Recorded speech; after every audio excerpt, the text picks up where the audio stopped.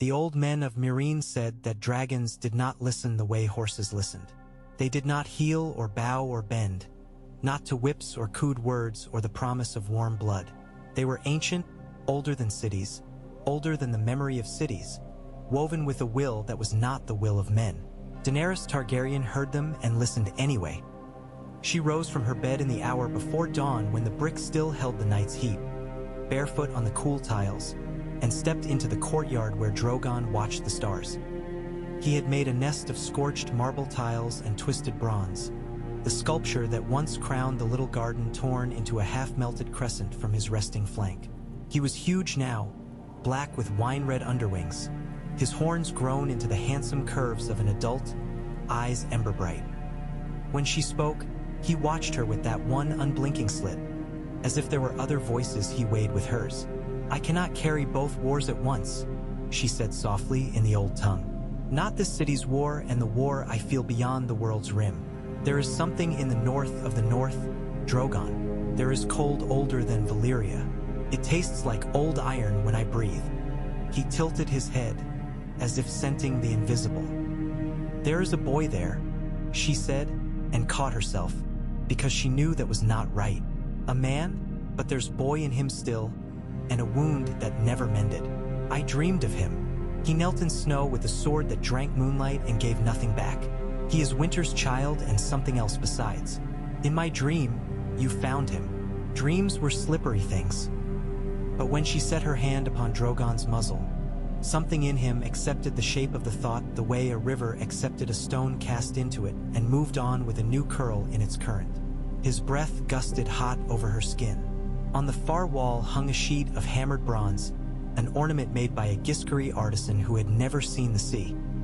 She took it down and pressed a medallion to its face, scrawling a message with a point of charcoal in the common tongue, the only tongue she could be sure would pass as money among all men. "To the man called Jon Snow, the dragon answers me. Keep him fed, keep him free, use him well.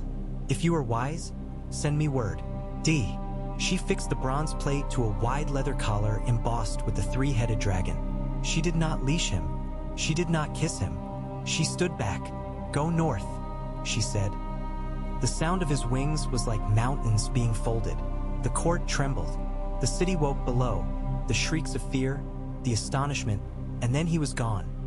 A black firebrand thrown into the sky, diminishing, diminishing, until even the smoke ribbon he left was eaten by dawn. The news ran faster than any mounted messenger along the coast roads and dusty river tracks. In Astapor, a woman sewing a flag on her stoop looked up and saw a shadow like a passing god. In Volantis, fishmongers in the early market stared at their hands and swore their scales had grown cold.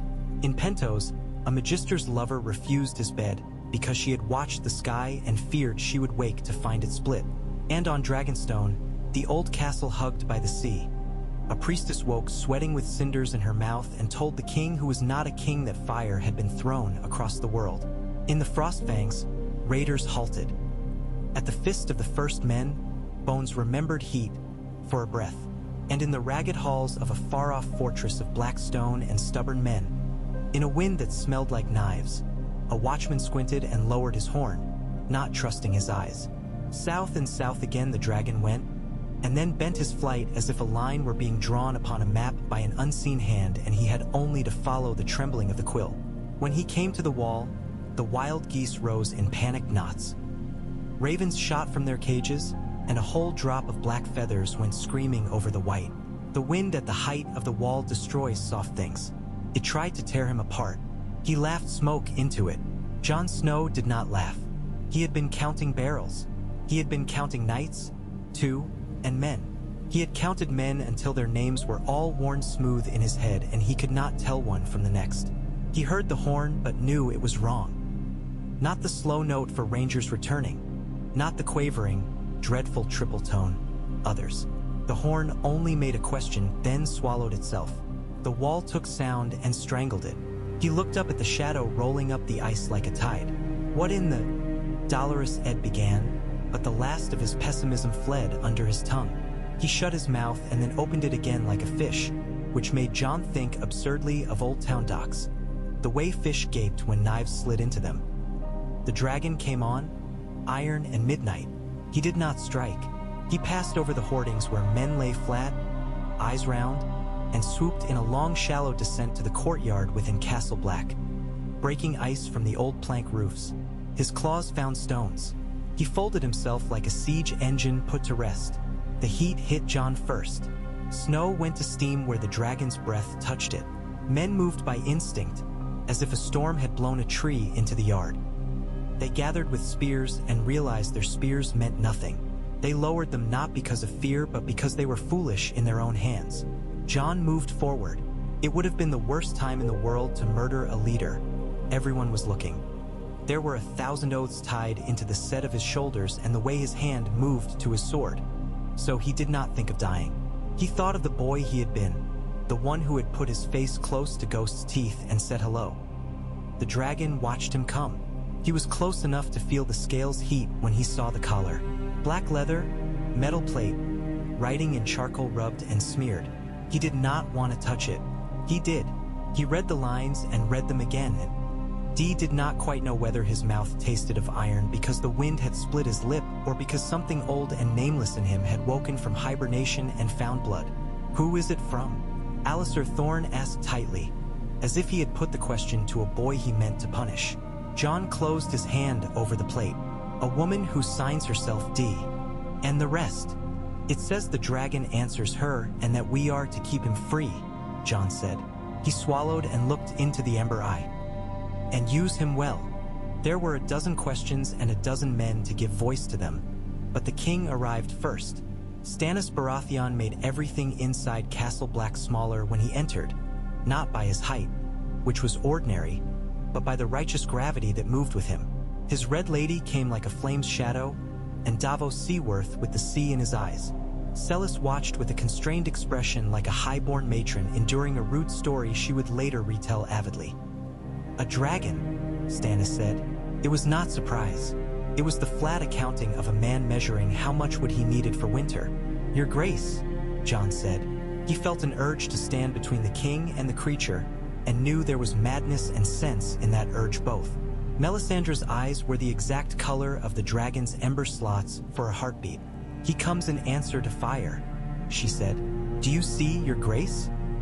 I see a weapon that would turn the Dreadfort to char and melt the Black Gate like candle wax, Stannis said.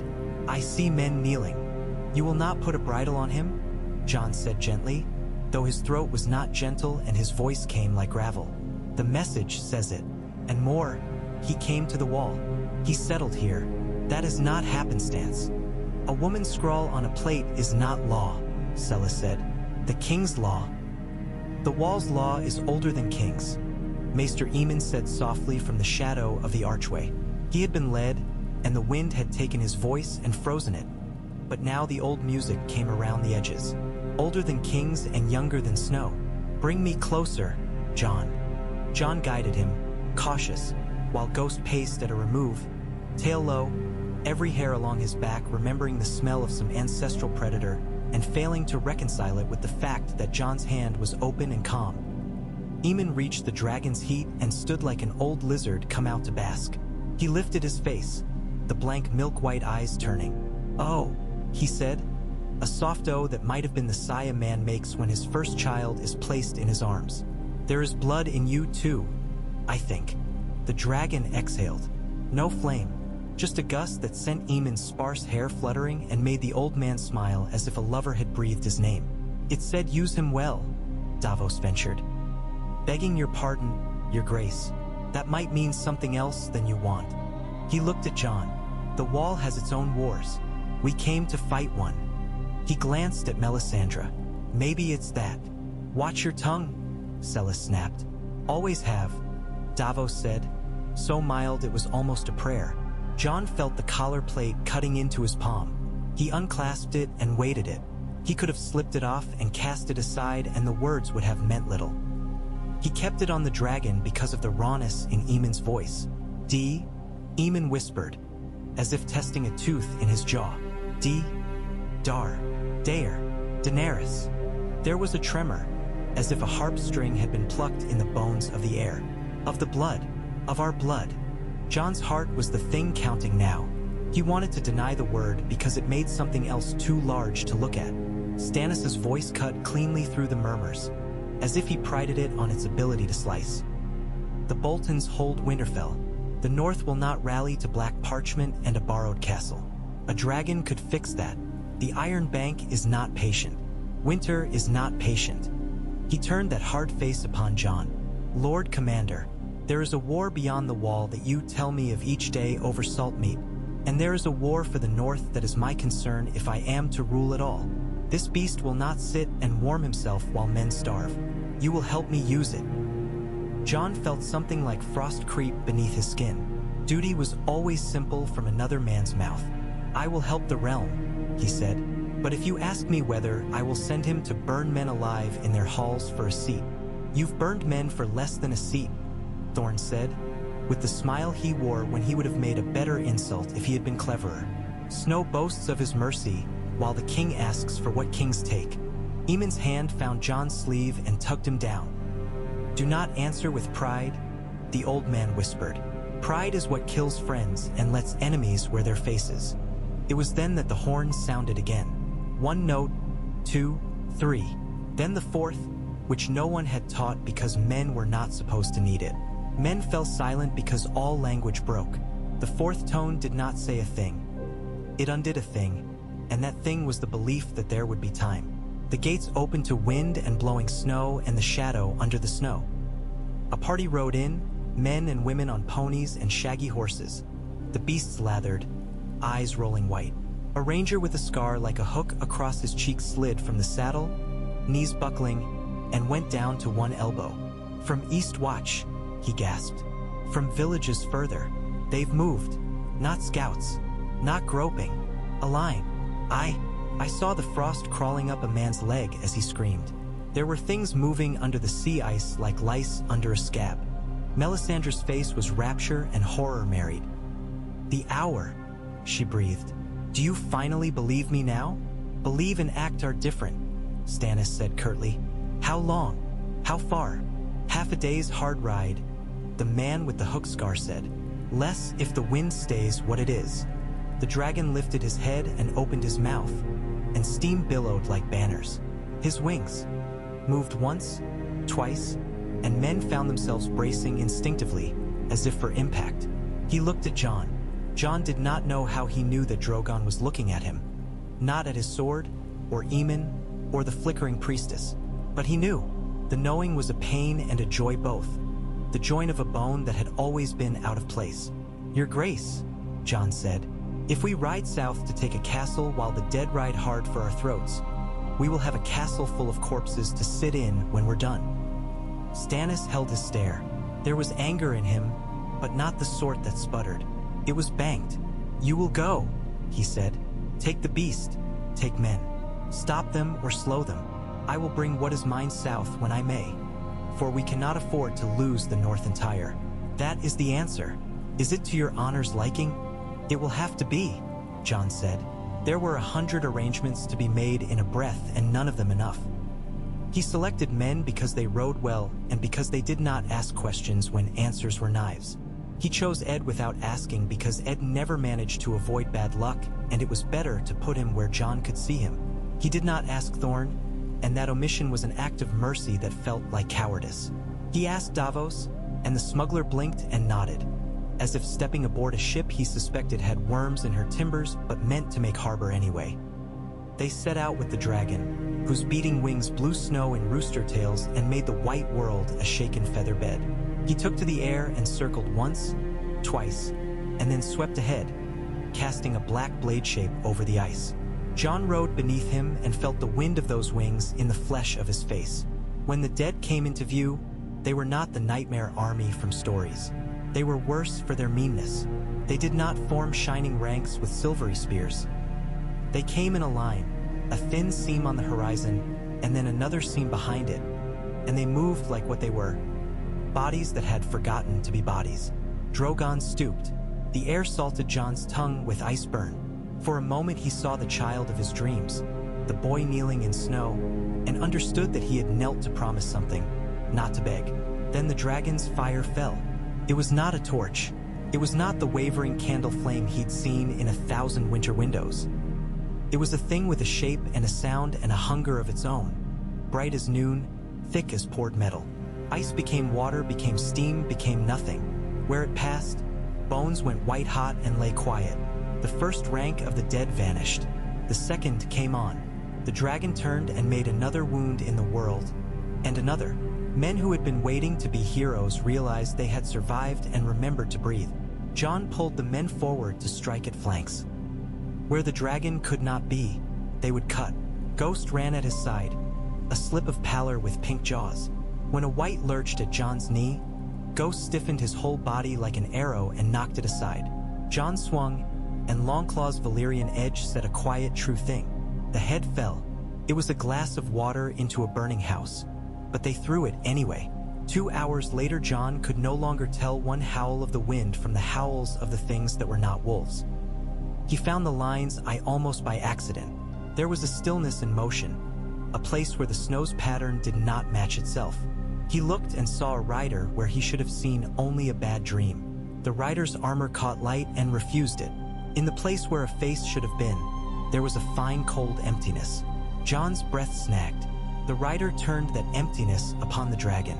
There was a moment, just a sliver, when the world held both possibilities. The dragon stooping, the dragon falling. In that sliver, Jon lifted his sword and shouted, and knew that the shout meant nothing to anyone alive or dead. But Drogon thought otherwise. He read the Night King's gesture, or smelt it, or felt it in a part of himself that remembered rivals on black cliffs under strange stars. He folded his left wing and dropped out of the line of the cold's gaze. The White Rider's hand closed on air. The price of the dive was a near miss with the ground that made Jon's stomach drop. The gift was that when the dragon rose, his fire sheeted the rider's mount, and blue crystals burst like 1,000 pewter plates thrown into a forge. The rider leaped lightly from the dissolving saddle and landed standing. His blade was a longer, thinner nothing than Jon's sword was something. Jon moved without thinking and would have died without the thought.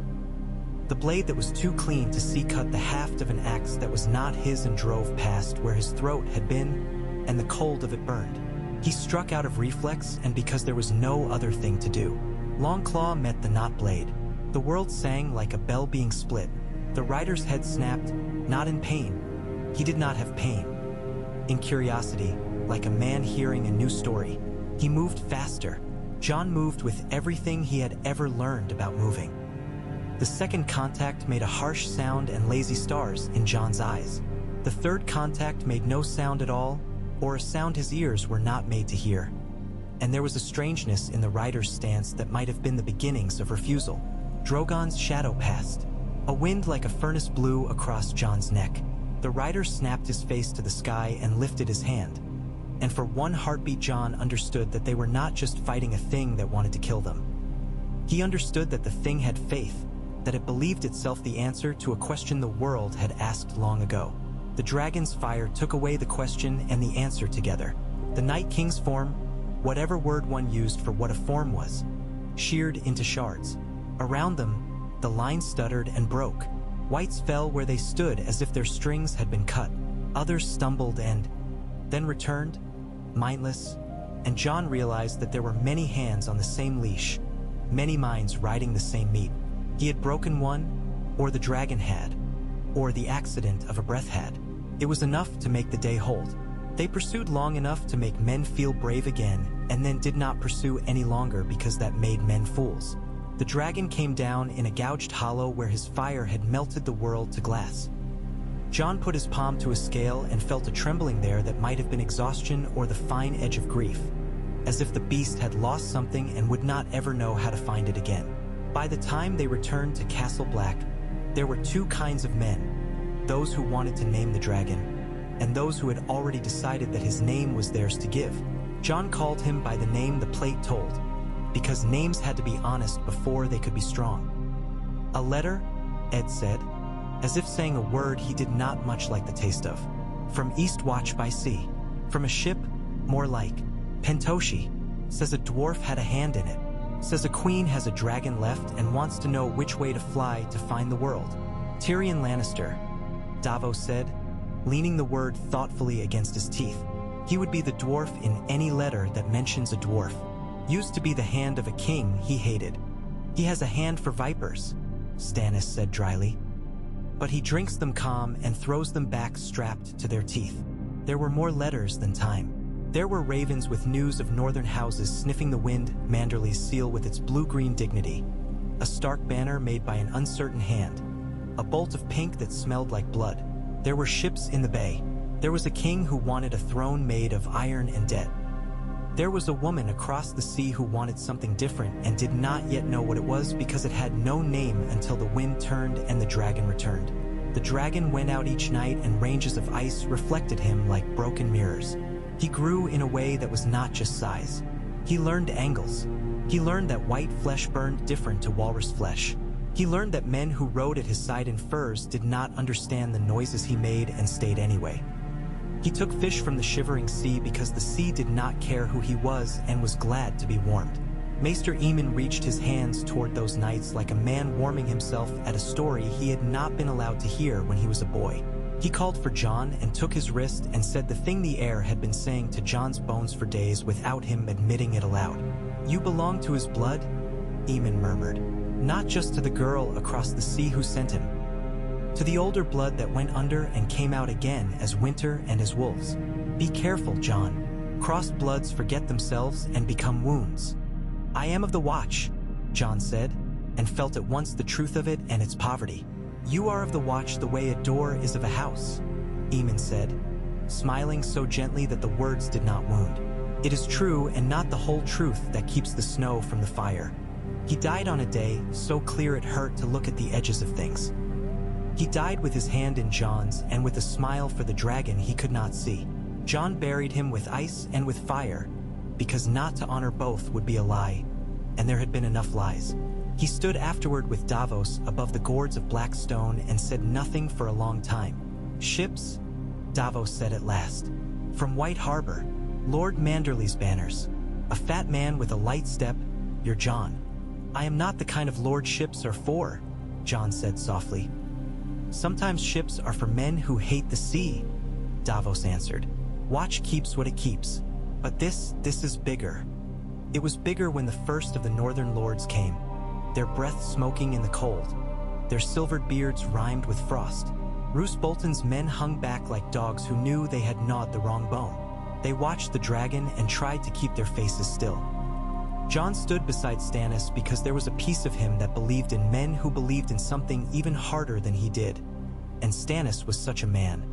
For all that his something was painful and narrow as a blade's shadow.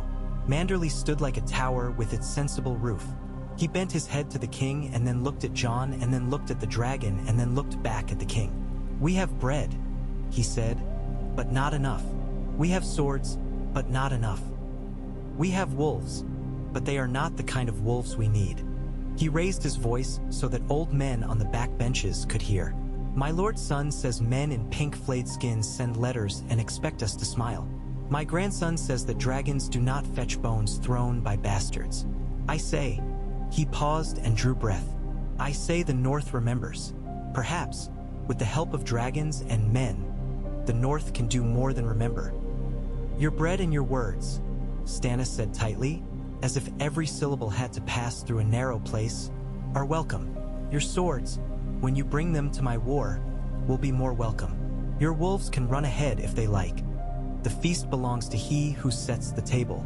If the table remains," Manderley murmured, smiling with all the fat kindness of a butcher who knows he is about to sell you more meat than you need, "there is that other war, King Stannis.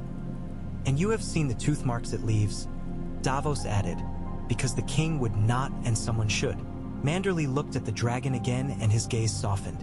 "A letter came to me with a strange seal," he said. "A three-headed dragon done in cheap wax, from a woman who writes like an honest craftsman, which is rarer than a griffin. She asks me to send a ship to Dragonstone bearing news of the North to a queen who would be won. I have sent it. I kept a copy of the letter because I am a careful man. It speaks of you, Lord Commander Snow. It says," he patted his belly, producing a crumpled parchment the size of a good soup plate. "It says, I send him because I cannot come yet. and because I trust you to be not like the men who put girls on auction blocks. He will choose, as all creatures should choose, and if he chooses to make war for you until I come, then use him to save people and not only to win banners." Stannis made a face that was not quite a frown. It was too controlled for that, and had no room for scorn. Her mercy would put a beggar's rose on a beggar's grave and say it was justice. Davos said quietly, "Mercy has won more wars than justice and lost fewer. I have no proofs. I have scars." Jon did not say anything. He was thinking of the way Drogon had looked at him in the Ice Hollow, not as a lord looks or a hound looks, but with the interest of a weather that had decided to pay attention to one man, just this once. He took the dragon to the Dread Fort without ceremony. Why do men demand songs for those who bleed them? He did not know. He did not sing. The dragon's fire did the singing. It took the flayed man down and made him dance. It made the Boltons' brave shivers honest. It made their dead uninteresting. Snow took the screams away. When it was done, the Dread Fort stood like a molar that would rot no more because there was no mouth for it to be in. Jon came away with a flat taste. He did not have love for burning men. He had a tally of lives the fire had put beyond tallying. He made himself read the standing stones on the road to Winterfell, low humps under white, and listen at night to the long woo of their history. He made himself ask what Daenerys had meant when she wrote "use him well," because "well" is a tricky word and a bright lie. Winterfell was a nest, and he did not know he had been homesick all his life until he came under its walls again. He thought of his father finding him by a hearth, of Arya angry and loving as only she could be, of Sansa's careful fingers, Robb's wide laugh, Bran's quiet dreaminess, Rickon's untidy hope. He stood in the godswood and breathed, and the weirwood breathed with him because what else did trees have time for but breathing? "You brought a dragon to my door," said the woman who came from the back of the wood without sound. She had Sansa's hair and Sansa's mouth, but none of the softness Sansa had worn when she ran after birds. Old stories had made a place in her face. "And you wore black in, like you intended to bring winter with you, just to be sure." "Sansa," Jon said, and thought he would choke. She came to him and did not step back when the dragon lowered his head to sniff at the scent of stark and sorrow. "He smells of ash," she said, "and of you. I can smell you on him, and something else." She touched her throat, where the chain lay, and he saw that she wore a small iron key. "We keep the crypt safe," she said. "We guard what's ours. Do you remember when you told me stories about the Stone Kings? I was cross at you for frightening me, and I pretended you had not, and then I dreamed of them standing while the hall fell around them." "I remember," Jon said. He had no space in him for tears, but sometimes tears made space. They spoke of banners and bread and time. She did not ask to ride the dragon. She did not ask to be queen. She said, "When the snows come through the high windows, we will stuff them with furs. When the wells freeze, we will draw water from holes with our hands. When men weep, someone will say, 'Be strong.' And when women weep, I will say, 'Be strong too, and weary if you must, but do not mistake weariness for weakness.' I will not lose Winterfell again." He told her of the woman across the sea who had tied a plate to a collar and given away her heart's beast because the world had hands that were not hers. "A woman did this," Sansa said. "Remember that, when the others take the credit. Men will ride him and say his fire was theirs. The woman wrote a letter, and the dragon obeyed it. That is stronger." News came from Deepwood Motte, from Carhold, from a dozen small places with names that were not in songs because they were too honest. Snow's hunger grew teeth. Jon took the dragon to the sea and watched him take fish from green-black churn with a delicacy that made a mockery of his size. He put his hand to the leather plate again and rubbed away more charcoal to show that he had been thinking. He drew lines with his knuckle. Dragonstone. Ship. North. He asked Davos for a ship, and Davos said he would find one if he had to swim her out of the muck with his hands. Melisandre came to him and put her palm upon his breastbone without asking. He should have flinched. He did not. "You have fire," she said, "and it is not mine. I am old enough to be jealous and wise enough to be frightened. Lawler shines, and there are other lights. Beware of them. Some will promise you warmth that is only fever." "I have fever enough," Jon said. "That is exactly the danger," she said, and left him to the gods that were not hers. He sailed with Davos to Dragonstone because the North needed something more than a dragon. It needed glass. Jon did not love ships. He did not love the way the sea took the horizon and folded it and unfolded it as if the world were a thing to be put away and taken out at the whim of a woman cleaning house. He stood and watched waves heave like a sleeping giant's sides. Ghost did not like ships either and made sure everyone knew it by making the deck his own and glaring at sailors with a familial disdain. Dragonstone rose like a fist through mist. The carved dragons on its towers seemed to lift their heads as they approached, and Jon felt the old shiver one gets when a story steps into flesh. A garrison of Stannis' men stared and crossed themselves and offered prayers to whatever would listen when the real dragon flew ahead to crown the stone with shadow. The castle's basalt corridors smelled old. The Red Woman's fires had gone out. In the caves beneath, Davos found old marks on walls and murmured that a boy had played at being a king here and had become something else. They went into the heart of the island, and Jon felt the pulse underfoot as if the earth kept time with a drum. Dragonglass was everywhere. It hung in the walls like teeth not yet born. He put his palm to it and felt a strange calm, as if he had been handed the same tool in 10 different lives and told to make a door. They cut it with cold iron and sweat. They packed it and bound it. They made shapes. They named them for the men who would use them, because names make things find their hands. Jon sent half back on Davos's ship and sat with the rest on the dock and felt the mist make his hair 1,000 separate threads. The dragon settled behind him and curled around like a cat that weighs a barn. A woman came out of the mist. She did not walk like a queen yet. She walked like a man going to war across a field and not trusting the grass. She wore a heavy cloak that made her smaller rather than larger, and her hair was braided from crown to nape in a style that had crossed the world and refused to learn a new tongue. She had sea on her and sun and stubborn. She had eyes like something burning behind glass. "Jon Snow," Daenerys said, voice careful, because careful is a bridge, "and the dragon I sent to find a ghost." He stood. He did not kneel because kneeling meant a thing he had not decided to give. He bowed because a bow means a man sees a person and not a dream. "Daenerys," he said, and her name was not the old mouthful. It was the word on the plate, soft and honest. "You have a strange way of sending messages. I ran out of men I trusted," she said, and smiled. And the smile was a little too bright because she had learned that smiles can be armor as much as teeth. "I had a dragon I trusted. I had a dream I trusted even less, and it told me your name." "Dreams can be liars," Jon said. "Then they are like all the other things that lead us," she answered. Her eyes slid past him to Drogon.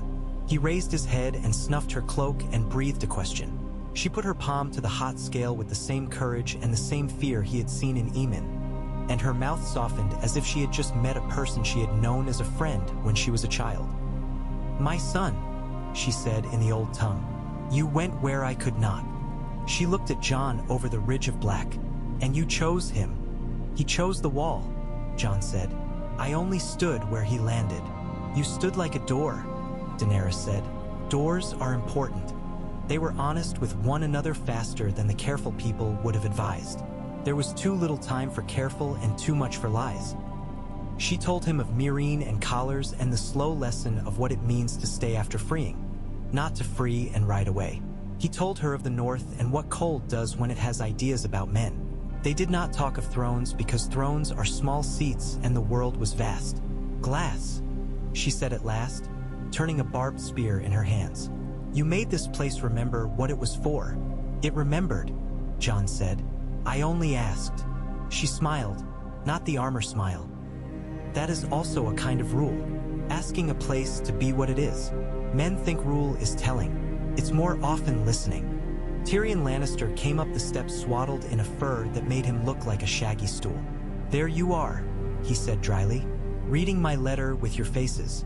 I will never forgive Lord Manderley for sending it. I wrote it sober, which is a sin he should not have rewarded." He bowed to Jon with more grace than seemed possible for a man swaddled so. "My Lord Commander." "Fence?" "Door." "You have more titles than I can work into a decent quip." I take it you've discovered that the most important resource in the world is not gold, or swords, or dragons, but boats to put glass on. We have enough boats for now, Jon said. We have fewer men than we need. You will find that is the most universally applicable sentence in all the realms, Tyrion said. He glanced at Daenerys. I have told you my plan for King's Landing, my queen.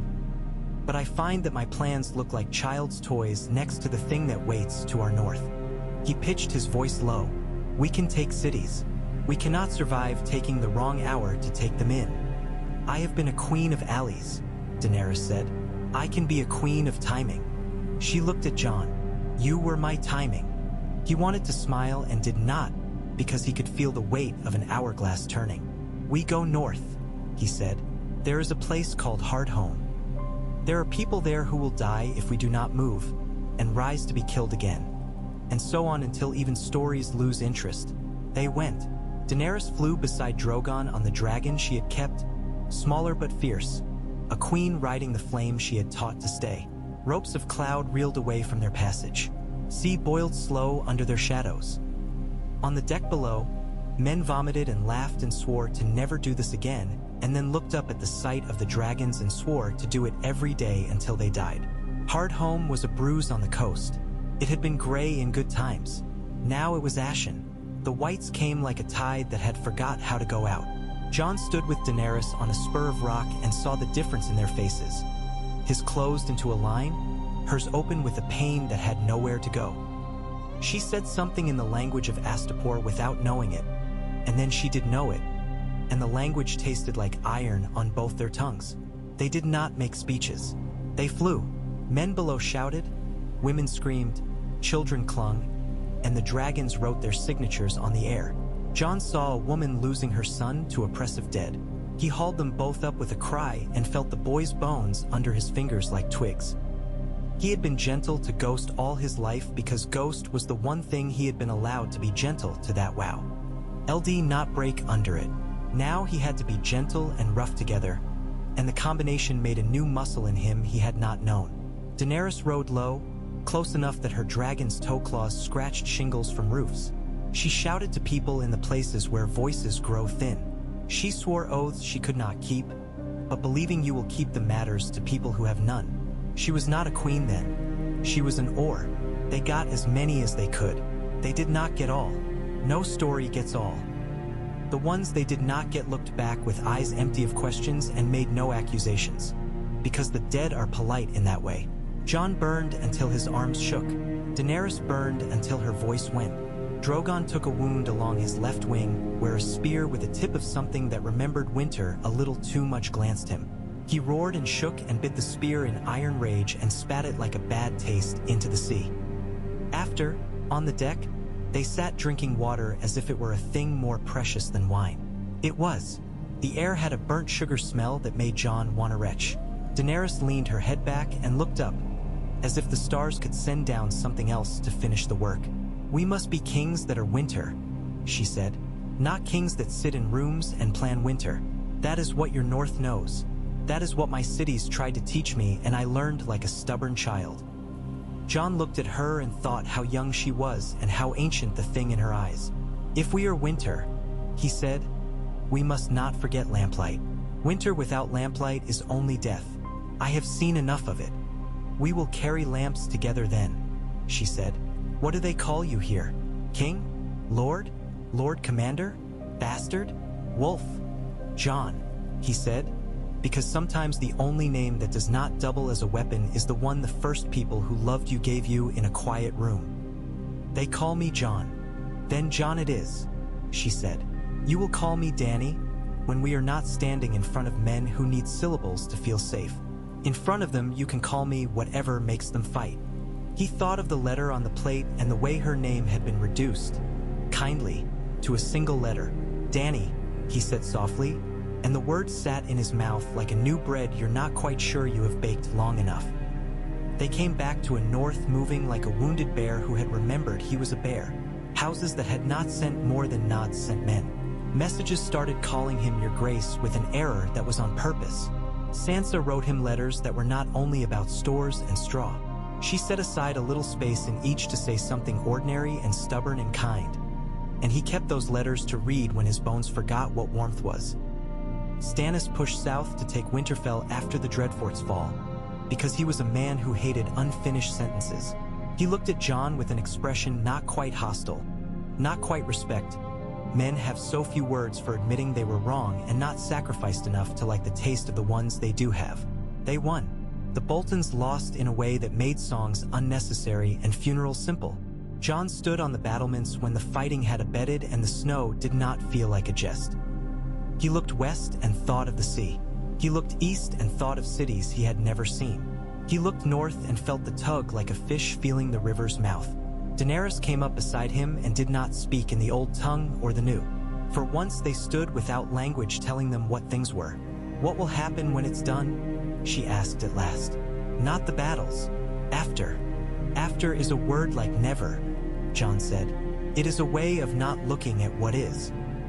She made a small sound that might have been the beginning of laughter.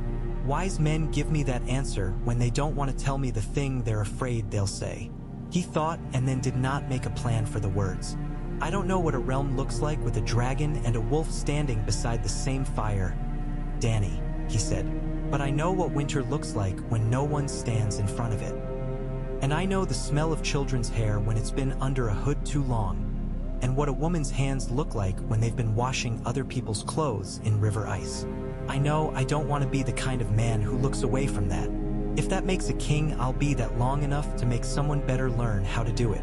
If it makes an enemy, I have enough of those and a dragon who doesn't care what we call the fight so long as it's the right one." "The right one," she repeated, tasting it. "I used to think the right one was the one where I sat on a chair that burned anyone else who tried to sit on it." She blew fog. "Now I think the right one is the one where we can teach the next people to build chairs that don't burn." They went on making the war that mattered. Gendry came with his hammer and a way of smiling that made you want to forgive him anything. Brienne came with a sword and a vow she had made herself and to herself. Sam came with books and breath fog that made ink run, and a new baby tucked into a basket that he watched like a hawk. Arya came one day as a rumor and then a girl in a boy's step and then herself. She did not ask about thrones. She asked how dragons smelled. Jon told her they smelled like iron and hot stone and memories of meat. She said she liked ghost better, and then snuck bits of meat to Drogon when no one was looking, and he took them with a shockingly delicate snap and made her grin. There were losses they could not stop. There are always losses. Tormund lived and then told a story about living in a way that made the dead grin in their graves if they had known how to grin. The Night's Watch learned the meaning of the fourth horn and then made it the third and then made it a look because they'd run out of horns and needed eyes more.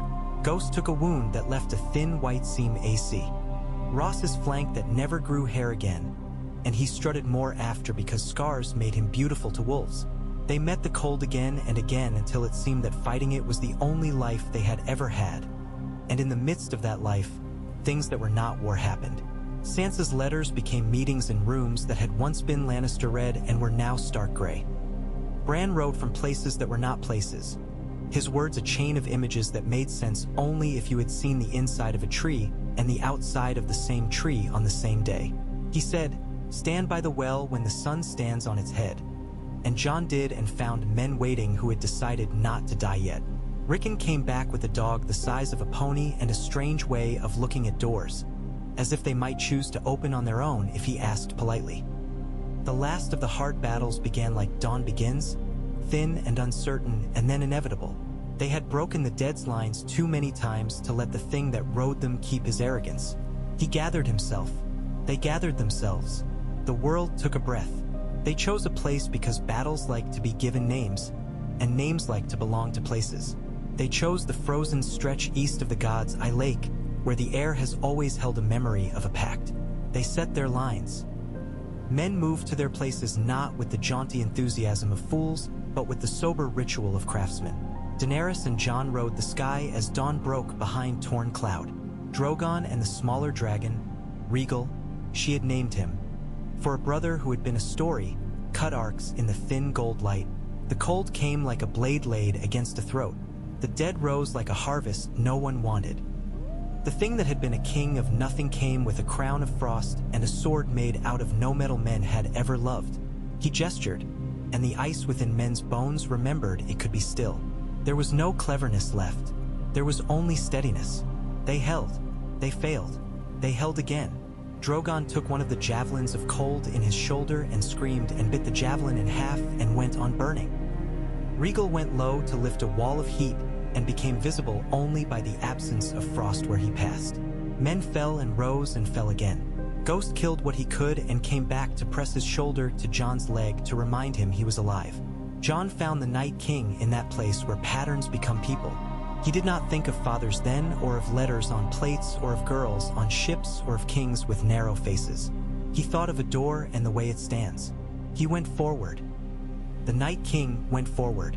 Their blades met and made that glassy knot sound, and the world made the sound too in its bones. He did not kill him with cleverness. He did not trick him. He killed him because everything had been arranged to allow the killing and because he did not stop when any sane creature would have stopped. He killed him because when the blade of not metal struck at his face, Drogon shrieked, and the sound folded the air and became a stair for Jon's rage to climb. He killed him because Daenerys shouted his name in a voice that made the word carry like truth. He killed him because the living at his back had not run. Longclaw broke. It broke on that nothing blade and became partly itself and partly poem. It did not matter. Jon stepped into the Night King's guard and put the broken thing through where the nothing thing wanted a throat. The point met a place that had believed itself forever. Forever broke. The dead did not fall like wheat under a scythe. They fell like tired men who can finally sleep. The sound was not a sound, but it was like the hush that comes after a long storm when someone says the first human thing in hours. I'm here. After, he could not stand. That surprised him. He had always thought he would stand at the end. He sat down in the snow and decided that was what men were made for anyway. Daenerys came and lay on her back beside him and laughed a little and cried a little and told him that her hands hurt. He looked at her hands and saw that they were blistered in the places where rains rub a rider raw when the beast beneath is a mountain. They did the ordinary things then, the things that make after not like never. They built pyres and said names. They opened stores and counted barrels again. They made laws as if laws could do anything but remind men what they had agreed to. Reminders are worth more than most kings think. They cleaned the dragon's wounds with boiled wine and herbs that grew in the lee of Winterfell's southern wall where the snow did not lie as thick. There were meetings that were fights and fights that were meetings. There was the question of the South, which had become quieter as winter grew teeth but had not forgiven anyone for anything. There was the question of crowns, which are a way of asking who gets to lie with the most dignity. There was the question of who would be the one to go to King's Landing and say, "We are not asking. You will send grain and men to fill out our lines, and you will do it because the dead were saved and must deserve it now." Jon did not want to go. Daenerys did not want to go alone. They went together. The dragons circled the black and bloody city and the bells rang because bells ring for many reasons and fear is one. Cersei was a ghost of herself and so careful she broke things when she touched them. Tyrion talked like a man who had finally found the exact right place for his tongue in his mouth. He got them what they needed because he had learned when to be a liar to truth and when to be a liar to lies. They came back to a north that made a sound like a house exhaling when the roof is put back on. Winter began to grow less teeth and more thin smiles. Children learned to laugh in the cold again because they had always known how. Men and women forgot, as they always must, but they forgot in ways that kept good things in the forget. Ting this time, which is all victory is. Jon stood in the godswood and thought of everything that had led to this place and knew that if his father walked out of the trees, he would not be ashamed to be seen. He felt a breath of heat at his back and did not turn. He knew it was Drogon, and he knew also that it was the sun, and that the two were cousins here in a place that had been taught fire carefully. He felt Daenerys beside him without moving and smiled because the godswood had room for that, too. "Will you go south?" Sansa asked him later, practical as ever. "They will want you to. They will ask you in the nicest ways, and then in the ways that are not nice at all. I will go wherever the winter is thickest," Jon said. "If it is in someone's heart, I will go there, even if it is mine." Daenerys looked at him and turned the word king in her mouth like a coin she was not yet ready to spend. "We will teach them to build chairs that don't burn," she reminded him, smiling a little. "And doors that open," he said. "They made a great many mistakes and they corrected more of them than they made. That is the best that can be said of most lives." The songs turned it into something else because songs must, but in little kitchens along the King's Road where the stew always tastes faintly of wood smoke and thyme, the story went this way. There was a time when winter came with teeth, and a woman sent her dragon north before herself because she knew she was not the only answer in the world. And the dragon found a man who had been raised to be a door, and together they stood until the wind was tired. And after, when men argued about crowns, those two argued about chairs and doors and lamps and meals, and the way not to break children for the sake of gold you can eat. When Drogon was old enough that his horns had taken the magnificent sweep of a king who does not need to prove it, he took to flying farther and farther, as if curiosity were a map he could wear.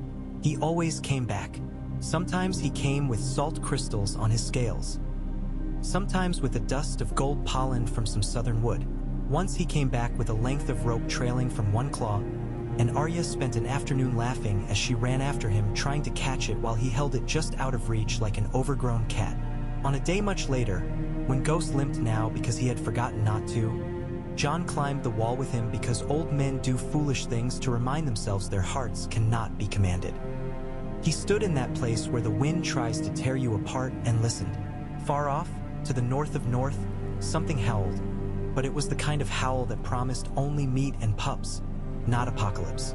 The world was a door, and he was still standing. "Thank you," he said, to the wind, to the dragon, to a woman who had believed a dream enough to let go the thing she loved, to a blind man who had called him honest and complicated in the same breath. He did not know to whom the thank you belonged most. That's the way of gratitude. He stood there until his fingers loaded with cold and then came down with Ghost beside him, the white wolf's tongue lolling pink, and found Daenerys asleep by the fire with parchment stuck to her cheek and ink on her fingers. Maps half-drawn of places that did not yet have names. The kind of maps people make when their wars have become harvests and winters and births and burials again. He sat and ate something hot and tasteless that became good because of warmth. He placed his hand on Drogon's foreleg as the dragon drowsed. That slow, heavy throb of blood like a drum in a feasting hall. He thought of the letter on the plate. Use him well. The words had frightened him once, because well hides knives. Now he knew that well was not burning and not winning and not kneeling and not crowning. Well was standing. Well was staying. Well was sending what you loved ahead of you because trust can be an arrow. And when it hits a man, he will go forward because he has been reminded of what is true. Outside, the wind shifted. It no longer smelled of knives. It smelled of wood smoke and kitchens and children's hair. Winter would come again. That was the way of the world. The next ones would handle it. He had helped build doors and chairs and lamps. And the dragon slept with one ember I barely open, as if even in his dreams he kept watch. Because that is what you do when you are made of hunger and heat and have decided to be a guardian anyway. In the months that followed, the north discovered the weight of breathing again. The air no longer cut the lungs like broken glass, and the late sun learned to linger on stone instead of racing away. Men still held their cloaks tight from habit. Even when the wind softened, they were slow to trust it. The godswood at Winterfell smelled of wet earth and sap, and the lake wore only a lace of ice in the mornings. The ravens cooed with a sound that was almost laughter, like old men telling the same joke to each other because it made their bones feel friendly. Jon met the weary menders more than he met soldiers. Women with cracked hands and the knack for finding hidden warmth in ash. Boys whose knees stuck out from breeches and who could be trusted to carry a kettle without falling. Old men who had given up war in their hearts long before their sons could lift spears and now found themselves the indispensable judges of how to stack kindling so it would catch. He gave them as much care as he gave to captains. It was a new kind of command and a stranger one, but the shadow it cast was better than the tall, sharp kind that makes people feel smaller for standing beneath it. Daenerys did the thing she had learned in Meereen. She stayed. She hated staying, but she did it with the same fierceness with which she had loved motion. She made the Megaron room her council chamber not because it was grand. It was drafty no matter how many tapestries Sansa hung, but because it every person walking the old corridors in her path. She asked questions and then asked the questions beneath the questions. And sometimes she listened longer than pride liked. She rode regal and low, slow circuits over the crofts near the keep, letting children get used to the dark sweep of shadow before she made the shadow brighter with flame. She watched the ways fear and awe braided together in faces and learned where to cut that rope cleanly, where to pull, and where to leave it alone. Stannis marched south with a bite in his jaw that was not satisfied by victory. He left Winterfell's great yard at dawn with his men in tight files, Melisandre gliding like a flame that had found a way to walk, Davos riding a shorter horse because it made his bad knees swear less. The king did not look back. He rarely did. Jon watched him go and felt the peculiar ache of respect for a man too narrow to bend and too true to break, and the relief that came with seeing that spine aimed at a place where it could be useful and far enough away not to cut one's own fingers. The wildlings began to trickle through the new-made gate at the wall, and the trickle became a rivulet and then a river.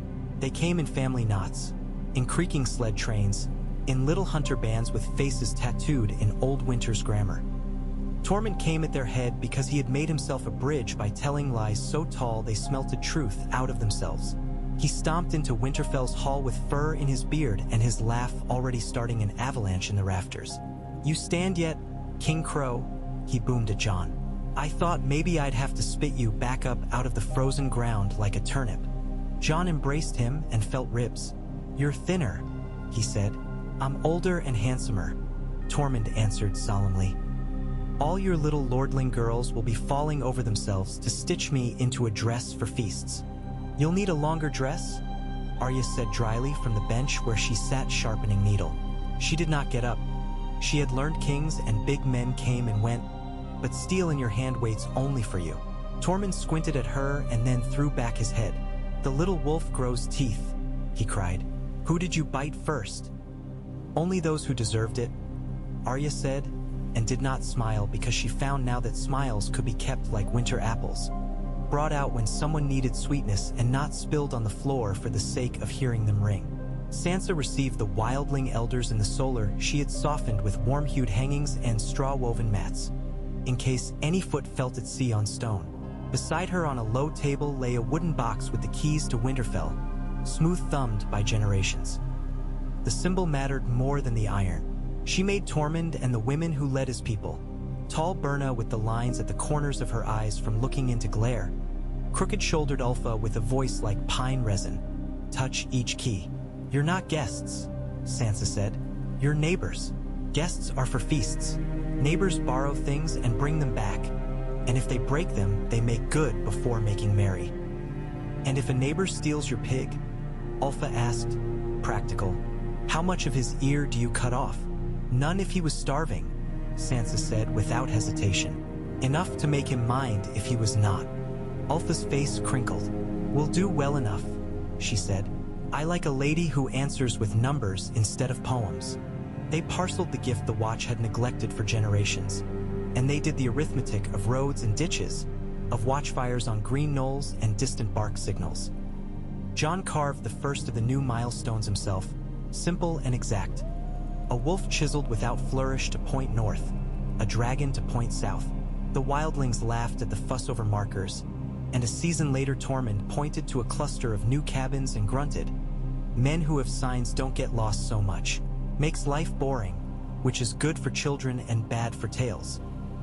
Sam returned wrapped in books and a happiness so cautious it looked like sorrow until he spoke and it ran out and made puddles at his feet.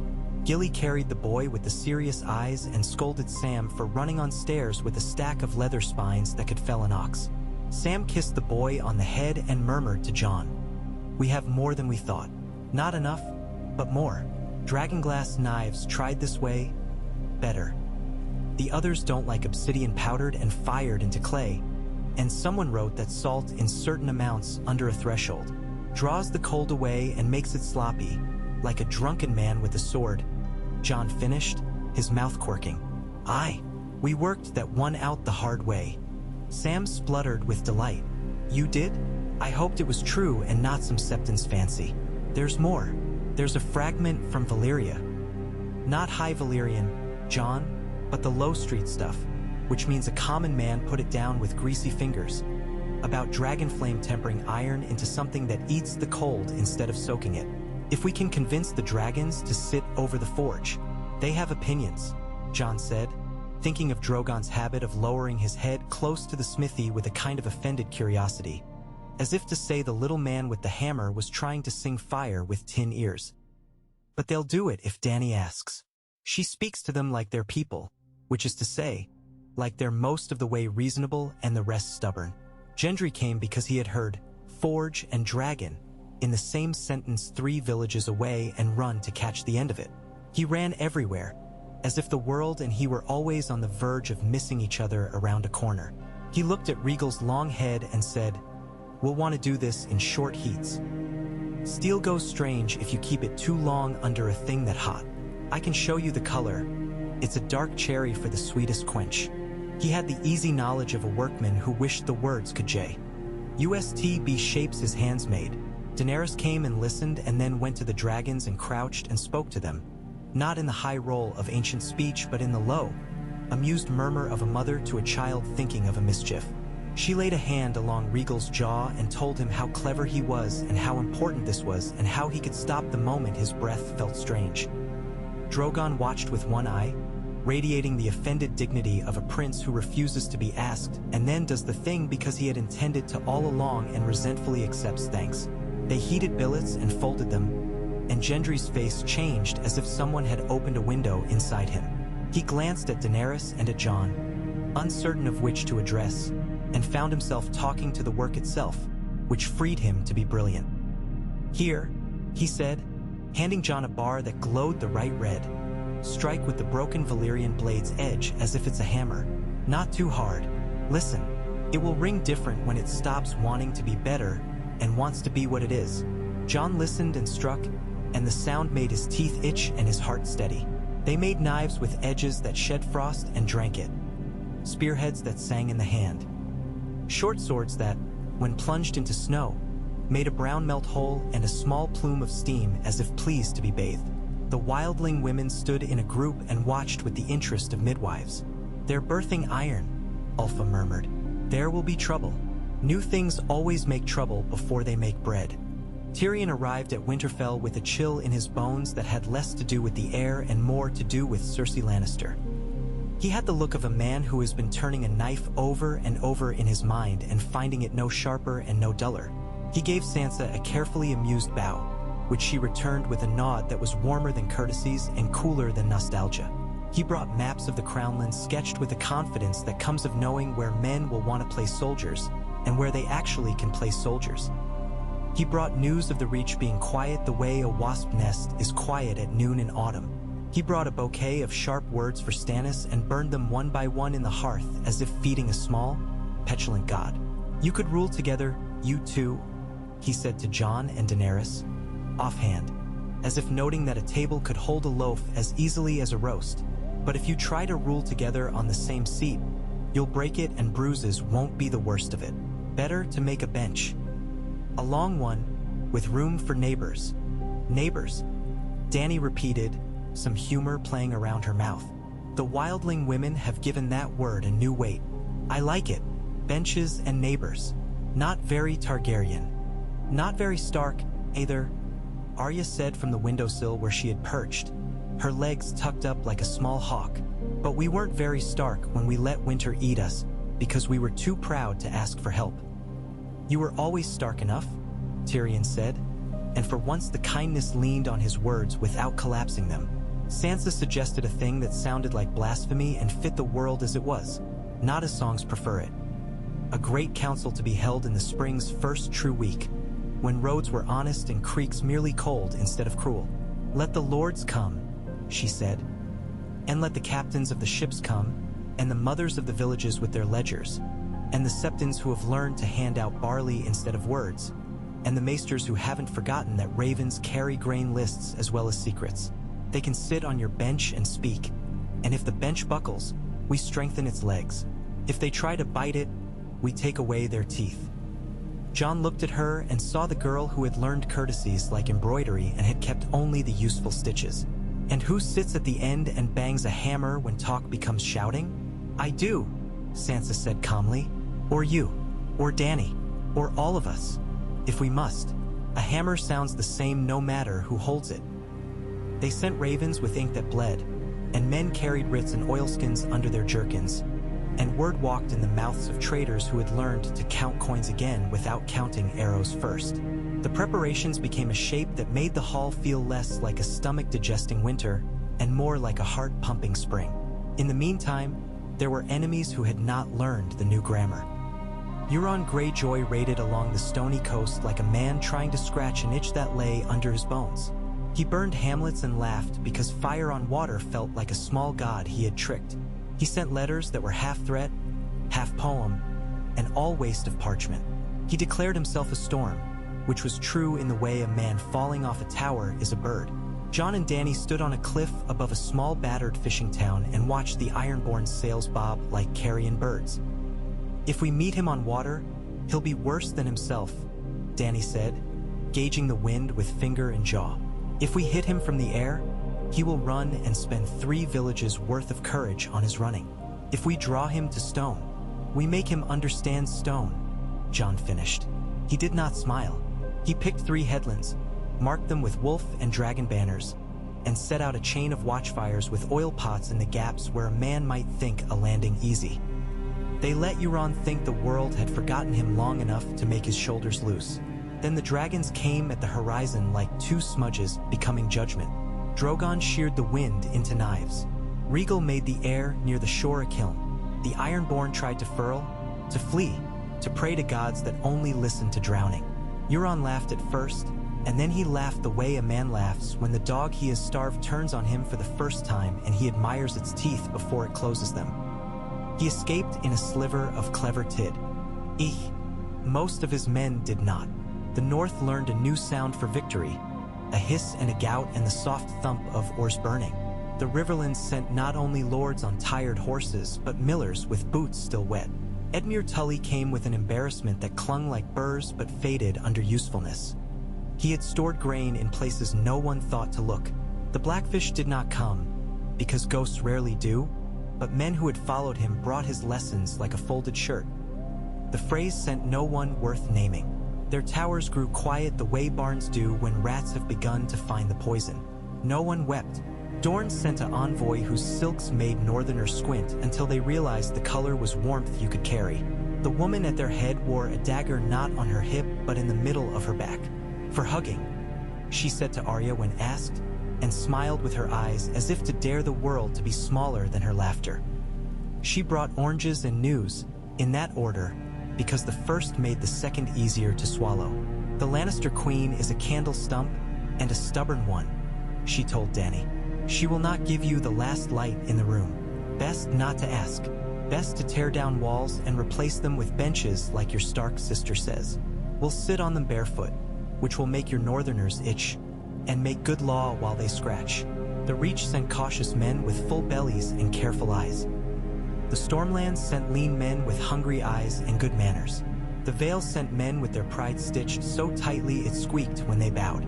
The Iron Bank sent a fellow who said little and counted everything and looked at the dragons and then left with a peculiar softness to his mouth, like a man who had heard music for the first time and was not sure if that meant he was dying.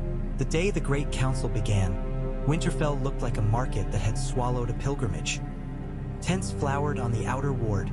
Banners made a garden in the wind. Jon and Dany sat on the bench Sansa had ordered built, a long, stout piece of good wood with carvings that told simple truths instead of glories. A sheaf of grain, a glove, a whetstone, a stool, a boat. Tyrion perched on a lower stool to the side, quill ready, tongue ready also. Brienne stood behind Sansa with her hand on her sword hilt and her eyes cataloging, not threatening. Gendry leaned near the hearth with a smith's suspicion and a leader's quiet. Sam had his books and a face for argument. They spoke of grain first, because bellies argue better when you fed them. Then they spoke of roads and bridges, which are the bones law hangs on. Then coin, and which taxes are bandages that hold wounds closed and which are leeches pretending to heal. Then the question of kings and queens, which was no longer a matter of one chair but of many rooms. The bench did not buckle. Voices rose. The hammer banged. The wildling women laughed at a reach lord sputtering over the idea that fisherwives might argue weight of nets. Arya drifted like stray smoke and caught the words that wished to be knives and trimmed them before they could. There was a moment that would have become bad if not noticed. A lordling from the Westerlands rose, red-cheeked with drink and importance, and began to say that dragons were well and good for frightening savages and raiders. But civilized men did not need to live under the shadow of beasts kept by a foreign queen. It was the word foreign that did it. The room stiffened. Daenerys' face did not change. Jon set his hands flat on his knees and did not move them. Sansa spoke with a voice like the sound of a door closing after a long storm. The woman you call foreign sent away the thing most hers to save people she had never met. And that thing returned to us, and we used it to save you. If foreign means someone who comes when they are not obliged to, then gods send us more foreign friends. If northern means a person who remembers, then remember this. The lordling sat. The bench held. Tyrion made a small thoughtful noise and drew a wolf and a dragon twined on the margin of his parchment. No one saw it but him, and that was all right. At night, the work went quieter and hidden. Jon walked Winterfell's walls with Ghost, whose scar had made him dignified and slightly vain. They listened to the new noises men make when peace begins to teach them. There were fights, but they were the old honest kind, with bruises and apologies, not knives in back corridors. There were secrets, but most were warm, trysts and moonbloods, letters written and rewritten, and only a few cold ones. He and Dany met where the tower cast a shadow that let them see stars better. They drank the poor thin wine Winterfell had not yet had time to improve and told each other the small stories of their days. The ones that get lost when men mention only victories. Your bench held, Jon said once, with a sideways glance at Dany that included Sansa without the need to name her. It did, Dany said. It held because it wasn't a throne. You can't break what doesn't pretend to be unbreakable. We'll keep carving at it until it knows it belongs to the people who sit on it. It already does, Jon said quietly. That's why the Lord from the Rills looked at it the way he did. He recognized a useful thing. He doesn't love us yet. He likes the bench. Dany laughed softly. I can live with that, she said. I never wanted to be loved by men like him. I wanted to be listened to enough that children don't starve while their fathers argue about whose grandfather had a better sword. He reached for her hand and found it ink-stained. He put his thumb to a smudge and rubbed it away without meaning to. She let him. The night around them smelled like wood smoke and wet stone and the faint, particular musk of dragons sleeping warm. She leaned her head against his shoulder, and the old fear rose in him that a man born for the cold might set fire to the thing pressed to him. It go the way you let go breath when your lungs remind you they were built for that. In the deep of winter's aftermath, Bran sent a vision that was not a command and not a prophecy, only a memory that carried instruction. It came to Jon as a sensation before it became words. He dreamt of a raven landing on a windowsill carved to look like a ship's prow, of a dark-eyed woman placing her hand to a dying man's brow, of a wolf that learned not to hunt because a child gave it half her bread every day for a year, of a door carved under ice with nothing behind it, and behind that nothing a garden that had not yet been planted. The next day, Jon walked to the small eastern copse beyond the winter town, found a stand of young ironwoods, and told the men with saws to leave 3 standing and plant 9 more. He did not know exactly why. He only knew that the next winter would need the shape of those crowns and the way the morning light would fall through them. Sometimes that was enough. Sometimes it was everything. Brienne found Jaime Lannister on the road south, not by design but by the way old debts bend paths toward each other. He had the slant of a man who had let something heavy slip and had not yet named it relief. He had cut his hair and his arrogance both. They spoke not as knights or foes, but as people who had built themselves out of different kinds of shame. She brought him to Winterfell without ceremony. Sansa looked at him and saw a chess piece that had finally learned it was made of wood. She placed him carefully where his new nature would matter. Tyrion looked at him and saw his brother, and for once the joke he might have made did not warm him. Jaime went to the forge and watched Gendry and spoke very little. And when he spoke to Arya, she cocked her head at his golden hand and asked whether it made a good cup when there were no goblets left. He stared at her for a long heartbeat and then gave a small, genuine laugh. "Better than you'd think," he said, and she liked him for the honesty of that. Melisandre came less and less into the halls. She stayed near the outer walls, where the wind tugged the flame from her braziers and made her frown as if at a child who would not sit still. She had lost something when the cold broke. Jon saw it in her face. Not like the snapping of a cord, but like the loosening of a knot that had always been a little too tight. One evening she came to Jon and Daenerys and said, not unkindly, "The Lord of Light is not the only light. He was a road in a winter. Now the road goes on in other directions. Be careful which torches you carry. Fire leads men as easily to prisons as to homes." Dany looked at her with the complicated gratitude one gives a teacher who also scared you. "I'll carry lamps," she said, "and I'll ask others to carry them beside me. Lamps are democratic things. Even a child can hold one." Melisandre smiled then, truly smiled, the way women smile when they see their daughters do a hard thing without flinching. She left Winterfell at dawn, walking east toward a sun that had nothing to do with her god. No one stopped her. Ghost watched her go with his head cocked and then went back to sleep, which Jon took as benediction. The counting of births began to outnumber the counting of deaths. Jon did not trust it for a while. He wrote the tallies in his big plain script and waited for the columns to betray him. When they did not, he let himself feel a slow, peddling happiness that kept the blood steady without making his head light. He officiated 3 weddings in a week because the Septon had lost his voice, and the old gods make no fuss so long as the words are true and the water cold. Dany stood beside him for one of them, and the couple later said to their children, "A king and a queen watched us promise, and they looked more frightened than we were."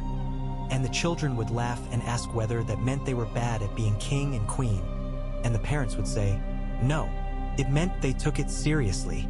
Cersei's end came not with wildfire and not with bells, but with a long, thin winter of her own making. She clung to her city until it began to rot under her hands, then blamed the rot on men who had been dead for a year and the dragons who had not yet flown south that season. In the end, she found herself a prisoner of doors shut by other men and of rooms emptied by her council. Tyrion did not smile. He went south with Brienne and a cadre of soldiers who had learned to see the person on the other side of the spear as a person first, and they opened the red keep the way one opens a bad tooth. They opened the cells and found Cersei there, claws and eyes and the last ragged robe of her pride. Tyrion spoke to her without theater. He offered a bench in the north, a room with a fire, a chance to spend her last days tasting soup and learning the names of women who did not care what a crown had once meant. She spat on his boot. He wiped it off. She died 6 weeks later of a fever that had the courtesy to be ordinary. There were no songs. There was relief, and that is a beginning of contentment, which is stronger. King's Landing learned benches the way a limping man learns a cane. Slowly, with resentment, and then abruptly with love when it kept him from falling on his face. The small folk sat in circles in the old fish market and called them courts. They argued their own disputes and called for a lord only when a knife showed. The lords who came learned to be careful. For a crowd that can feed itself and decide its own fence lines is not easily bullied. Tyrion did what he was born to do under another name. He made men admit their lies by giving them better ones they preferred, then flicked those away to show them the truth had been theirs all along. Jon and Dany went south as often as their work allowed.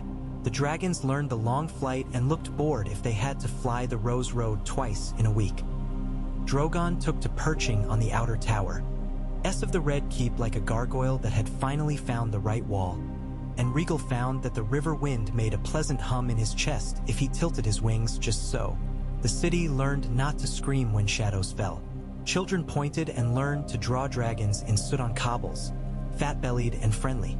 One evening by the Blackwater, Jon watched the firelight shake on the river and thought of a room in Winterfell where snow struck a window as if asking to be let in. Dany came and took his hand without speaking. They stood until the cold made their knuckles ache. He said, "I keep thinking I'll wake back at the wall, and this will have been old Nan's last joke. Old women are the cleverest jokers." Dany said, head against his shoulder. "But jokes need an ending. We're living the long, quiet part after a good punch line. We haven't done with enemies," he said. because his mind liked to take the sharp thing out and look at it in the lantern light. "We haven't," she agreed. "But enemies are only part of the furniture. We can arrange it to suit." She lifted her face. "You look less like a door when you smile, Jon." "I look like a fool then." "You look like a man who's learned that doors open both ways." They married the way winter marriages are made when war has left everyone practical and tender. With simple oaths, held by friends, watered by ale and tears. Sansa braided Dany's hair in a northern style and tucked a sliver of dragonglass into it as a joke and a charm. Arya scowled and then kissed Jon on the cheek so fast he almost missed it. Tyrion made a speech as short as he could manage and almost choked at cutting it that short. Davos made one even shorter and better, which Tyrion forgave him for because Davos's eyes were damp. Gendry hammered a simple silver ring and fussed at its finish until Arya stole it, spat on it, and told him it was perfect now. Tormund danced badly and magnificently. Ghost slept at Jon's feet and snored, which the hall took as omen enough for a long good peace. The watch changed under Jon's hand without breaking the old oath that had made boys into men for 100 generations. It became what it had always pretended to be, a guard for the realms of men instead of a penance for them. Rangers took spears of glass and went farther north, not because there were enemies, but because there were people who had chosen to stay. And a realm does not draw its skin only as far as the closest comfort. They found green valleys where sheep might be fat in short summers. They found shivering waters that would boil if a dragon's breath warmed rocks set under kettles. They learned there were other ways to draw strength from cold than fighting it. Jon visited the wall often, even when the road was slush and mud. He climbed its steps as a man might visit the grave of a father who had become a friend in death. He did not apologize to it. He did not need to. Years turned the sharp edges of the story softer without making the core less hard. Bran returned in body as well as in breath, thin as a sapling that had grown under snow and come out with a pale strength of his own. He sat at the great council bench with his eyes half-lidded and his mouth crooked. And when a lord tried to pull softly at a knot that bound 3 villages together, Bran said, "If you do that, the fish will die because the weir will break and the girls will walk farther and the old woman who makes bread will be too tired to knead, and then your son will go south for work and be killed by a falling brick on the 3rd day and your wife will cry. The brick is cracked now. I can show you which one, if you want." The lord sat down. Rickon grew up wild and affectionate. He loved the dragon's talons as if they were kittens, which alarmed everyone until Drogon delicately lifted one above the boy's head to be admired. He loved small rivers with a hairless, serious intensity, and Sam taught him how to read their moods as if they were sullen cousins.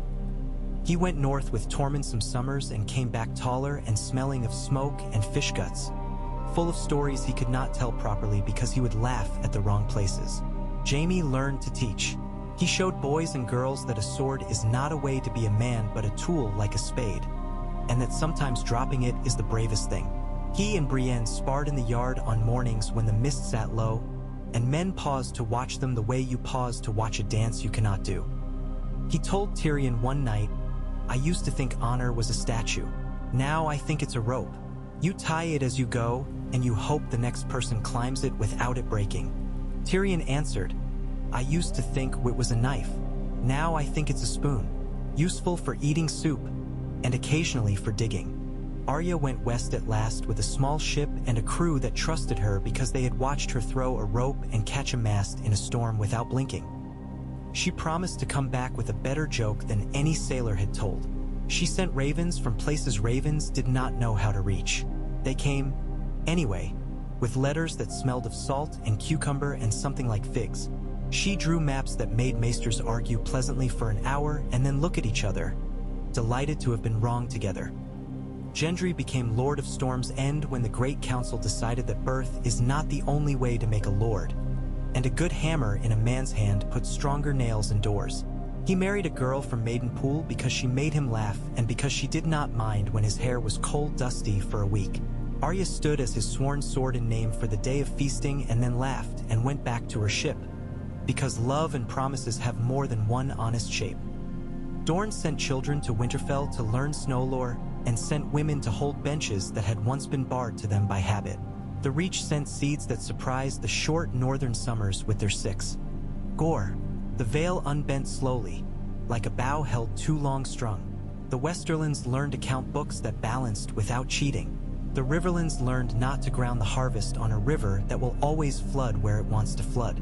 The Ironborn, under Asha Greyjoy, who called herself Yara in some mouths and did not mind, learned that raiding a bench is stupid and boring. She made them laugh at themselves, and then they began to plan. Euron's name became a curse children used when they pretended to be their enemies in play. Too grand, too silly, too dead. The dragons grew. There came a day when Drogon lifted his head and looked toward the far east with a set to his jaw that Jon had come to recognize as thought becoming decision. He went away that evening, gliding out over the mountains. He did not come back for 3 days. Dany did not sleep, but she did not send men out after him. When he returned, he smelled of spices and camphor and tar, and his claws were nicked as if he had picked at strange stone. He curled himself around the tower that had become his, lowered his head to Dany's palm, and rumbled with a sound that was almost a word in a language older than cities.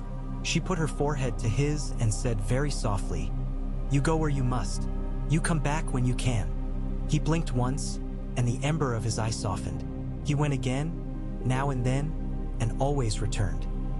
It became a kind of calendar for the household. The days when Drogon went wandering were for mending nets and sharpening quills, for telling children old stories and for making new small laws.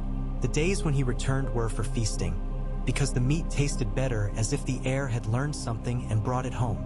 In time, the bench at Winterfell acquired burn marks and ink stains and knife scores.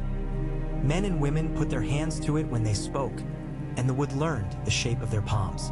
It was never polished to a gleam. It was oiled and used and steady. Sansa taught other keeps to make benches like it. Lords grumbled and then found that arguments made on a thing so plain wanted to come to plain ends. The Iron Throne in the south remained, but it was used less, like an old ceremonial chair drawn out for weddings and victories and put away again before it could become the only seat a man imagines being seen in. Jon aged slowly and then all at once, as men who have been cold too long do. Gray came into his hair at the temples first and then in streaks as if the weirwood had laid 2 fingers there and blessed him. He walked with a soldier's economy, wasting little motion. Children followed him with the quiet of those who feel safe. Dany's hair went silver white instead of pale gold, as if the fire had burned away the last of youth's metal and left pure lightning. The lines at the corner of her eyes were friendly and fierce both. She listened more and spoke less, which made her words louder. She learned the names of the women who brewed in the winter town and would argue gently with them about barley versus oat in cold snaps. And those women called her our Dany when they forgot themselves. An intimacy that would have made other queens stiffen and made her heart feel like good bread. When the next winter came, shorter and more ordinary, the realm was ready. Men lit lamps in lines that could be seen from the hills. Women put soups on benches in the great rooms that had once hosted only wine and lies. The Watch sent parties to bring in the stubborn men who had stayed too far north and now regretted it. The dragons flew the warmth out in arcs above the worst drifts, and the snow sank as if in respect. Children grew without flinching at horn calls, and old men died in their beds at last and not in fields. And the bells that rang did it for birth and marriage and common things. There were failures. There were betrayals and foolish decisions and laws that looked fine and turned sour in the mouth. There were men who tried to put on old crowns and learned their heads did not fit their weight anymore. There were famines narrowly averted and storms you could only endure. There were plagues that moved through a town like bad gossip. Sam learned herbs that stooped their march and sent them home bored. There were marriages made for politics that became love and others that stayed politics and made decent children anyway. There was grief at individual tables that no bench could prevent, and joy at others that no war could have created. And there was the letter Jon kept behind a loose stone in his chamber, written in a firm hand that left little flourishes only when the heart outran the wrist. Use him well. He took it out on the day a boy of 10 asked him in the yard whether dragons were just for burning enemies, because the boy's father had said so, and whether that meant you should love enemies for giving you a reason to feed your dragons. Jon sat on the stoop with the boy and Ghost, who had become even more lordly with age and tolerated children's fingers because he had learned that patience gains him more scraps. He told the boy about fish taken from the shivering sea when the nets would have iced ice to uselessness without a wing's shadow, about regal baking tiles for a roof so they would not crack under frost, about Drogon burning a field at the exact right time so the ash fed the next harvest deeper than a plow ever could. He told him about warmth made from nothing but breath for the old men's bones. He told him about hard home and about a woman sending away her heart. "They're not for burning enemies," he said simply. "They're for carrying heat. Heat is life. Sometimes burning enemies is the cheapest way to buy life from many. We don't like it, but we count. And sometimes we don't burn because doing it would make us smaller inside. We count that too." The boy nodded. "I want to count like that," he said. "You will?" Jon said, not promising anything, only making the words he had control over hones. You'll have a bench to sit at when you count. You'll have neighbors to argue with. That's the best anyone ever gave me." The last time Jon climbed the wall, his knees told him jokes about the folly of memory. He climbed anyway. He stood and looked north at a world that had been an enemy and was now a neighbor and would one day be a friend to someone else's children. He thought he heard a far-off sound and realized it was nothing and everything. Ice settling, a fox's bark, a piece of old history falling into itself and becoming story instead of fear. Drogon came and settled beside the wall without touching it, out of an old and persisting respect. The heat of him made small avalanches along the scarp. The ice hissed and forgave him. "Do you remember?" Jon asked the dragon, as if memory were a thing that could be summoned like a hound. "The day you came over this wall?" The horns sounded wrong that day. He smiled. "You came because someone loved beyond their reach. That's the best reason I've ever seen." Drogon turned his head and peered at Jon with one great ember eye, and Jon thought that if he believed dragons had a god, they would not kneel either. They would look and keep watch and give heat. The dragon exhaled. Jon took the warmth like a blessing. When he came down the steps, Dany was waiting with a cloak she had stolen from his peg. She fastened it at his throat and did not ask whether his knees had behaved. He kissed her knuckles and then the palm lines that held the maps she drew without knowing she drew them. The ones that led her to benches and doors and lamps and children. They walked back into Winterfell through a gate that had never learned to dine on fear and had never been allowed to. The long years set in place what war had taken apart. Benches replaced thrones in places that made sense. Thrones were kept when they were beautiful or when men needed to sit on something high to remember to be low in spirit. Neighbors replaced enemies in sentences children learned to write. Lamps replaced torches. Doors opened and shut as they should. To keep out cold, to let in friends, to keep inside only those who were too drunk to walk to their own beds. The wolves and the gods would fatten on rabbits, and when they sang at night it sounded like gossip, not doom. If there were songs, and there were, because people must, they were not of a king sitting on knives or a queen burning cities to ash or a night king wearing human shapes like cloaks. They were about a woman who sent away her fire because she knew where it belonged, about a man who stood like a door and learned to be a window too, about dragons who learned how to warm bread ovens and forges and marriage beds and war when it had to be done, and about a bench that grew burn marks, ink stains, and a polish from all the hands that touched it to make their case and build their day. Sometimes, late, when the hall had emptied and the guards had taken pity on the old, and the dogs muttered in their sleep, and the last log hissed on the hearth, Jon would sit with Dany at the bench and lay the old plate from the collar between them. The charcoal was long gone, rubbed by grasp and years, but the lines were still faint, like scars that had healed clean. To the man called Jon Snow, the dragon answers me. Keep him fed, keep him free, use him well. They had, they would. The wind at the shutters was only wind. The world, imperfect, immense, kept breathing. The door held, the lamps burned, the neighbors slept, and the bench waited for the morning noise. The dragons, guardians by choice, kept one ember eye open, and their hearts thudded like slow drums calling people to harvest, to feasts, to work, to rest, and, when winter remembered itself again, to stand.